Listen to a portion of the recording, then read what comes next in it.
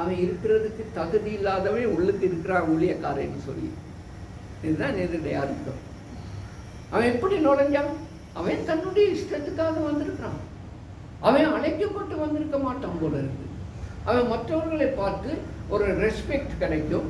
கொலரை போட்டவன polling இல்லை, எங்கே போனாலும் ஃபாதர்னு சொன்னவன எனக்கு முதல் இடம் இருக்கும்.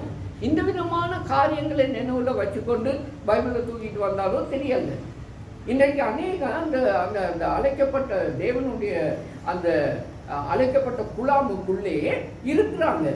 ஆனால் அழைப்புக்கு உரியதாக தங்களை மாற்றிக்கொள்ளாதவர்கள் நிறைய பேர் இன்றைக்கு ஊழியம் செய்து கொண்டிருக்கிறார். அதுதான் ஆண்டவர் சொல்றார். அப்ப அவங்களுக்கு என்ன கிடைக்கும்? மத்தேயு 7வது அதிகாரத்தில் ஆண்டவர் சொல்றாரு, உடனே எனக்கு தெரியாது மகனே, இல்லை நானும் ஊழியம் செஞ்சேன், நான் பிசாசு தோறுத்தனே அது செய்யணும், இல்லை எனக்கு தெரியாது மகனே, அக்கிரம செய்கைக்காரனே. இதே நிரந்தரமாக சொல்றாங்க பாருங்க.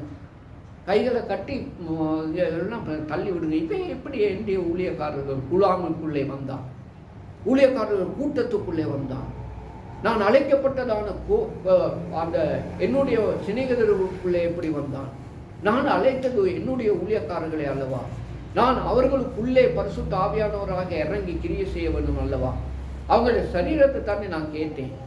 ஆலயமாக்கி கொள்றேன், நான் ஆலயமாக்கி கொள்றேன், நான் வந்து அதுக்குள்ள உட்கார்ந்து கொண்டிருக்கேன். நீ கையை தூக்குன்னு சொல்லணும்னு தூக்கு, காலை நடன்னு சொன்னோன்னு நட, வாயை திறன்னு சொன்னோன்னு திற, மற்றதெல்லாம் நான் செய்கிறேன்னு சொன்னேன் தானே. இவன் யாரு? அவனை புறம்பாக தள்ளுங்கன்னு சொல்லுவாங்க நிறைய ஊழியக்காரன். அருமையான தேவனுடைய ஊழியக்காரர்களே, நீங்களும் நானும் இந்த குழுவிலே சேர்ந்தவங்களா? நீ எப்படி இது உள்ளுக்கு வந்த அப்படின்னு கடைசியில் கேட்பாரா? எத்தனையோ வருஷம் நாங்கள் ஊழியம் செஞ்சிட்டோம், கடைசி நேரத்தில் ஜோவேனு முத்து நீ எப்படி இதுக்குள்ள வந்த? இது என்னுடைய ஊழியக்காரர் கூட்டம் அல்லவா? உன்னை யார் இங்கே அழைத்தது? எங்க கல்யாண வஸ்திரம்?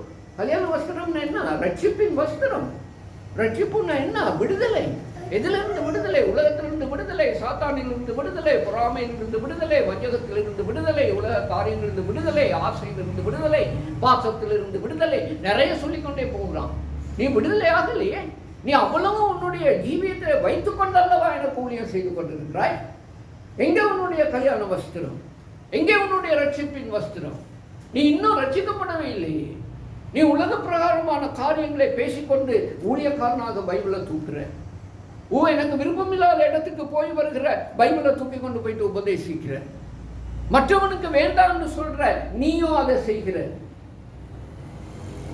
நீ எப்படி உள்ளுக்கு வந்த அப்படின்னு கேட்பாரு.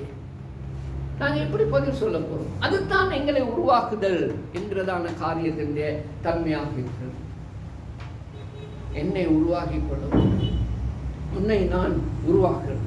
தாத்தா பேர் சொல்லி அழைக்கிறார். மற்றது எதை நாங்கள் பார்த்தோம்? இல்லை, ரெண்டாவது அந்த நாங்கள் எங்களை பேர் சொல்லி அழைத்திருக்கிறார். இதை கல்யாணம் இதை மத்திய 22 நாங்கள் பார்த்துட்டோம். அழைப்பை அவர் எங்களுக்கு விடுக்கும் பொழுது இரண்டாவது காரியம், அதை நான் ஏற்றுக்கொள்ள வேண்டும் என்கிறதாக இரண்டாவது காரியம். அதை தான் உருவாக்குதல். நான் என்னை உருவாக்கிக் கொள்கிறேன், ஆண்டவருக்காக நான் என்னை உருவாக்கிக் கொள்கிறேன். எப்படி உருவாக்குகிறேன்? எபேசியர் 1வது அதிகாரம் 4வது வசனத்திலே நாங்கள் வாசிக்கிறோம். தமக்கு முன்பாக நாம் அன்பில் பரிசுத்தமுள்ளவர்களும் குற்றமில்லாதவர்களாக இருப்பதற்கு அவர் உலகத் தோற்றத்துக்கு முன்னே கிறிஸ்துவுக்குள் நம்மை தெரிந்து கொண்டபடியே. அந்த பார்த்தீங்களா, எபேசியர் 1ஆம் அதிகாரம் 4. தமக்கு முன்பாக அன்பில் பரிசுத்தம். யாருல அன்பு? உலகத்திலே அன்பு வைக்கலாம், தேவனிலே அன்பு வைக்கலாம். இப்ப அழைப்பு யாருக்கு? தேவன் கொடுக்கிறதுனால தேவனிலே அன்பு சரியான அன்பாக இருக்கிறதா என்கிறதை நாங்க அழைக்கப்படுகிறவன் கவனித்துக் கொள்ள வேண்டியது அவசியம். இங்கேயும் அன்பை வைத்து விட்டு அழைக்கிறவர்களையும் அன்பு வைக்கிறதுக்கு முடியாது. இது ஒரு கொள்ளாத ஒரு காரியம். இன்றைக்கு ஊழியக்காரன் விழுந்து போகிறான் என்கிறதாக சொன்னால் அதனுடைய அர்த்தம் என்ன? நாங்கள் முதல்ல படித்தோம், நான் இடங்களை செய்தால் நீ இடரை விட மாட்டாய், நாங்கள் வாசிச்சோம் இல்லையா? அப்போ அவன் என்ன செஞ்சிருக்கான்? அதில் அன்பு வைத்துட்டான். அவனுடைய மனதில் ஒரு பாதியாவது அங்கே போயிடுச்சு. இதுவும் வேணும், எனக்கு பரலோகமும் வேணும். இந்த உலகத்தில் நான் இந்த விதமாக வாழ முடியாவிட்டால் என்ன ஜனங்களை ஏற்றுக்கொள்ள மாட்டாங்க. நான் பிச்சைக்காரன் மாதிரி போனால் நான் சொல்றதை அவங்க ஏற்றுக்கொள்வாங்களா? காரணங்களை சொல்ல நாங்கள் முற்படுகிறோம். காரணங்கள், நிறைய காரணங்கள் வச்சிருக்கிறோம். இன்றைக்கு எஜுகேட்டட் ஒரு சமுதாயத்துக்குள்ளாக நான் இறங்கி போக போறேன். முந்தி மாதிரி இல்லை, சரியா? இப்போ என் வயசு 74 ஆகுது. 24 வயசுல ஆண்டவருக்கு ஊழியத்துக்காக என்னை நான் ஒப்பு கொடுத்து நான் வந்தேன். அந்த நேரத்தில் இருந்ததான காரியம் இல்லை. இப்போ ஆண்டவர்கிட்ட நான் போயிட்டு அப்படி சொல்லணுமா? இப்போ வந்து எல்லா டெக்னாலஜி எல்லாம் தட்டுனா இதெல்லாம் வருது, பரலோகமே எனக்கு தெரியுது, சரியா? அந்த விதமாக மூல விருத்தி ஆகிடுச்சு ஆண்டவரே. நான் முந்தி துண்டு பத்துட்டே போட்டுக்கிட்டு இதே பேக் தான் பாருங்க இருக்கு. இந்த காலத்துல இருந்து இந்த துணி பேக்ல தான் ட்ரக்ஸ்களை போட்டு வந்து ஒவ்வொரு இடங்களையும் அலைஞ்சி திரிஞ்சு. இப்ப அந்த இல்லை ஆண்டவரே. இப்ப ஒரு தட்டுன்னா உலகம் முழுவதும் என்னுடைய பிரசங்கம் போய்கிட்டு இருக்குதா பாருங்க.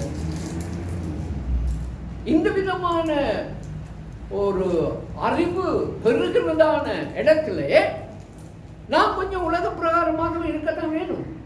நான் பேசுற பேச்சு, என்னுடைய ஸ்டைல், 4 பேர் என்னை மதிக்கணும் இல்லையா? ஆனப்படினால நான் உடுத்துற உடுப்புகள், நான் போடுறதான காரு, நான் இறங்குற மாதிரி முறை, நான் பேசுறதான காரியம், நான் யாரோட பழகுறேன், எல்லாத்தோடையும் போயிட்டு பழகிடுமா எனக்கு? நான் முந்தித்தான் பயணிய குருசேடராக இருக்கும் பொழுது பேக்கை தூக்கிட்டு போகும் பொழுது எல்லாத்துக்கிட்டையும் போயிட்டு உட்காந்து பிளேட்டையோ குடிக்கிறேன், அதை குடிக்கிறேன், இதை குடிக்கிறேன் இல்லையா?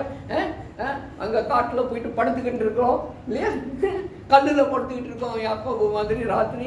அது அந்த காலம். இப்போ ஆண்டவரை அப்படி செய்ய இயலாது அப்படின்னு தேவனிடத்துல நான் சொன்னால் ஆண்டவர் சொல்லுவார், உனக்கும் எனக்கும் ஒரு விதமான சம்பந்தமும் இல்லை மகன். நான் இயேசு கிறிஸ்து நேற்றும் இன்றும் என்றும் மாற மாட்டேன். 13:8 நாங்கள் வாசிக்க வைக்கிறேன். நேற்றும் இன்றும் என்றும் மாறாத ஆண்டவரை எஜமானாக கொண்டு அவருக்கு ஊழியம் செய்கிறவர்கள் இன்றைக்கு நாங்கள் மாறிடும். அன்றைக்கு ஊழியக்காரனுக்கும் இன்றைக்கு ஊழியக்காரனுக்கும் வித்தியாசம் வரும். பார்த்தீங்களா? அன்றைக்கு ஊழியக்காரனுக்கும் இன்றைக்கு ஊழியக்காரனுக்கும் வித்தியாசம். மிகவும் துக்கரமான காரியங்கள்.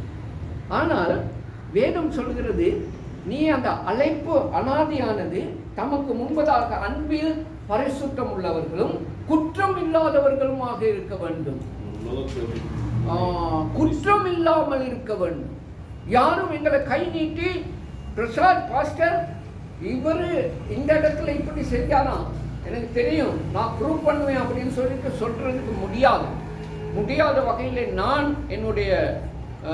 என்னை நான் உருவாக்கி கொள்ள வேண்டியது அவசியமாக இருக்கு. நான் மாற வேண்டியது அவசியமாக இருக்கு. முந்தி செஞ்சது உண்மைதான்.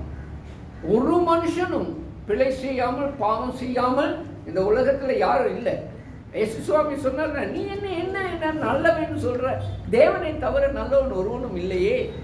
ஒருவன் பாவம் செய்யவில்லை என்பாயானால் அவன் தேவனை பொய்யராக்குகிறோம். சத்தியம் நமக்குள் இருக்காது. நாங்கள் எல்லாம் விலையினது.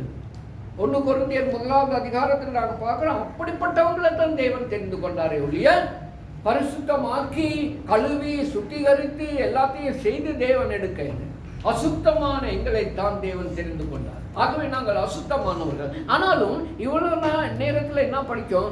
அந்த அழைப்பு நம்மளுக்கு வரும் பொழுது நாம் மாற்றத்தை உருவாக்கி கொள்ள வேண்டியது அவசியம். இனி நான் அல்ல, கிறிஸ்துவை எனக்குள் ஜீவிக்கிறார். ஜோவேதமுத்து அவன் மறித்து போனான். எனக்குள் வாசமாக இருக்கிறது கிறிஸ்துவை எனக்குள். கலாத்தியர் நிருபத்தில் பவுலப்போஸ்தலர் 2:20 இல்லையா சொல்றார், இனி நான் அல்ல, கிறிஸ்துவை எனக்குள் வாசம். இந்த விதமான அந்த நேரத்தில் கொண்டு வந்து நிறுத்துகிறதுக்கு முடியாவிட்டால் அருமையானவர்களே, நாங்கள் பிரசங்கம் பண்ணக்கூடாது, நாங்கள் ஆத்துமாக்களை சந்திக்கக்கூடாது.